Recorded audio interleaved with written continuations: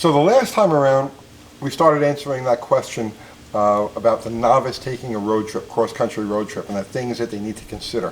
And we talked about matching the car to the type of, or the road to the type of car that you've got. But now there were other parts to that question, so I figured let's cover that now. Getting the car ready for the road trip. So there's a couple of important things that you need for your car. Now here's something you have to understand, right? No matter how solid your car is, no matter how well you take care of it, no matter how pristine the thing is or how reliable it is, it's still a half a century old or better piece of machinery. It's an old car. So things are going to break. You expect failures when you have a car like this. That's part of the challenge. Like to somebody like me, it's almost like part of the appeal. There's constant tinkering with these things. There's always going to be a light that's out. There's always going to be a gauge that isn't working quite right. There's always going to be a little leak here and a little, the wipers kind of freeze up. I mean, there's always something, right? So obviously, you want to take care of the major defects before you go anyplace. There are certain things like very, very common in these older cars, like a rear main seal that may weep a little bit. You get a little drop of oil out of it every once in a while. Front seal in the transmission, a little drop of tranny fluid every once in a while. You know what? You're probably going to be fine with those things. Don't worry about it. Just take an extra couple of quarts of oil and keep an eye on things. Check the oil check the fluids every time you stop for gas. But then there are other leaks, like for instance water leaks, which will leave you stranded. When a hose pops, it pops. When a radiator splits, it splits. When a water pump fails, it fails. And these things will leave you stranded. So you have to kind of assess the overall mechanical condition of your car and what can you get away with and what do you have to focus on right away. Now, as far as the preparation of the car itself, assuming that it's mechanically okay, right? You feel confident enough, then remember this is for novices now. Although it really, even old timers kind of forget this sort of thing, or neglect them. But there are two important pieces of literature that you need. The first is your car's owner's manual. Obviously, I know this isn't a 70 Dart, but for example, your car's owner's manual, super important.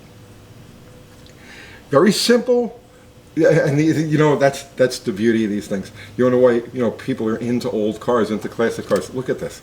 This is the entire owner's manual for an 1870 Dodge, right? It doesn't matter, Dart, Charger, they're all going to be have the same amount of pages to them. This is it. This is 54 pages total, right? Same thing, like an economy car from today, and it's like 300 pages, and you need a mechanical interpreter to go through it. Simple. These cars are so simple. That's the beauty of them. So the owner's manual is important because it'll give you the maintenance schedule. So generally speaking, cars from this era, cars from the classic era, would have a minor service every year. So every year you give it a basic tune-up. Plugs, cap rotor points, condenser, check this filter, check that breather. It'll all be outlined in your car's owner's manual. And then every 3 years or so, you would do the major service on it. And on a major service, that's where you would change the belts, the hoses, give it the complete tune-up. You'd lube the ball joints and the universal joints. You'd check or change the fluid in the rear. It'll all be covered in your car's owner's manual. And that's an important thing, maintenance, right? Now, one of the things that we used to do, and most of us still do, that mess around with these cars, is when we do the major service and we change the belts and the hoses and all of that, you throw them in a milk crate and you throw them in the trunk of the car. You do the same thing with your tune-up parts, milk crate filled with those things and the essential tools you would need to change them.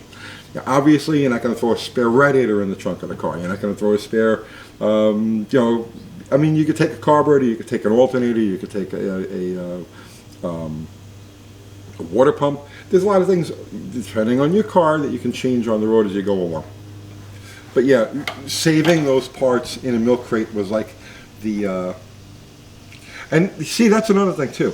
These cars from the era, the common cars, the economy cars and the the mid-range cars, you know, like this Charger or a Coronet or a Chevelle or, you know, any of those cars, were intended to be worked on by the owner. They were intended to be serviced by the owner. So things are accessible, you know, the plugs and all that. When you get into the higher end, the prestige cars, the Cadillacs, the Lincolns, the Mercurys, the Imperials, you know, the bigger Chryslers, that thing is loud.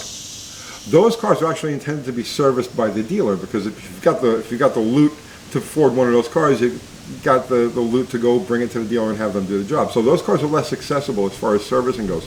But the more common cars, the compacts and the mid-range, you know, cars, mid-sized cars, they're intended to be worked on by the owners. So there's really nothing that somebody with the most basic mechanical knowledge and the most basic mechanical tools can handle. So now you know what your service interval is, you know what you're going to look at before you make your trip. This is invaluable if you're dealing with one of these cars, with an older car. The service manual. And again, this one doesn't belong to this car, but this is for the 1967 Imperial. This is it. This is the whole thing. This is the entire car broken down, every specification, every procedure, everything you need to know, every special tool that you may need, it's all right here. It's like the most invaluable. If you're going to mess with these cars, the factory service manual for your make and model, I cannot begin to tell you how important that is to like making the experience smooth, you know, because this thing will tell you, yeah, you know, check or change the rear end fluid at 75,000 miles, but this will tell you how to actually do it and what the refill is and all of the procedures and so on and so forth. So definitely invest in one of these things. And then the final thing I wanted to talk about as far as planning, you know, a road trip, if you're a novice and you're planning a road trip, and you don't even have to be a novice for this, it's just good advice.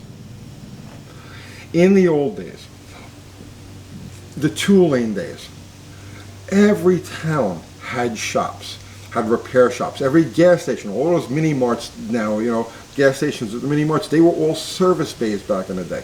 And so you never had to go more than, let's say, 30, 40, 50 miles before you would find another place where you could get your car serviced. Today, those things don't exist anymore. And especially when dealing with an older car, you know. Yeah, you may break down 5 miles from a Firestone and have the car towed there, but they ain't going to touch that car. They're not going to know how, right? What you have to do if you're going to try to live with one of these cars in today's world is to create a network. There are forums, there are groups, Facebook groups and all that, all dedicated to your type of car. And you'll find enthusiasts, people who love the car that you're driving, all over the country. And your safest bet is to network with those guys. You know, join a forum, join a group that has to do with your particular type of car, and let the group know. I'm running from Nashville, Tennessee to Tulsa, Oklahoma, right? Is anybody along the way on, let's say, I-40? And, you know, you'll get people pop up, you'll get your connections, you know, and they'll tell you, well, you know, I'm not there, but I know there's a shop in so-and-so, and this guy has all this stuff for that car. Putting together a network of like-minded people, like-minded enthusiasts, and especially people who may have the part that you need when this thing, you know, takes a dump on you, well, makes all the difference in the world. You can join AA and get your free tow and all of that, but where are you towing it to, right? So creating a network is super important. So I think I covered all of the important stuff, that like advice that I would give a novice that was going to plan their first road trip. What I do want is some more audience participation on this. First, again, the best comment or the most liked comment on this video will be the next in the series. But also, for the people who are planning, who've never done this before, and they're planning their road trip, their breakdown box, things that they should have in their car, here's what I want you to do. If you have a suggestion, right, one item, just list one item, right, and the reason that you would take that particular item. I know everybody's like all anxious. Well, I'm going to list off all 65 things I have in my breakdown box. No, don't. You're going to confuse people, right? Just list one item that you carry with you and why. And I think people can read through that and get a good idea of what they should, you know, put together for their breakdown or their road trip box. So that's it. I hope you got something out of that. I'll see you tomorrow.